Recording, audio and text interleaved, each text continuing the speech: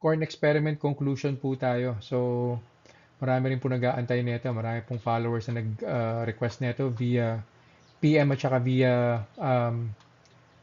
comment section. So, dalawang corn po yung pinag-experimentuhan po natin, no? White corn at saka yung sweet corn or yung yellow corn. So, nag-start po tayo with white corn. So, ito po yung naging resulta ng blood sugar spike po, no? Start po ng 110, umakyat po ng 181, bumaba rin po siya ng 148.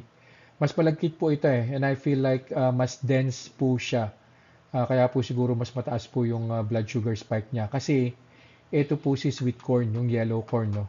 114 po yung start, 156 po on the second hour, on the first hour, and then on the second hour, bumaba naman po siya ng 120. So yung 120 okay po sa akin yan. Wala pong problema dyan, no?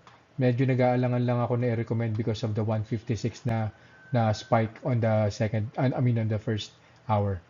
So pag pinlat po natin yan on a table, so ito po yung itsura niya. Si white po plus 36, plus 38 on the second hour.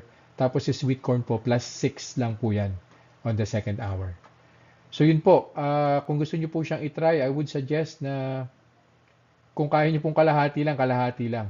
Kung nami-miss niyo po si corn, no, kainin niyo po si sweet corn, kalahati lang po. Or wag niyo na po siyang samahan ng iba pang high carbs na pagkain. So yun lang po for this vlog. Maraming salamat po.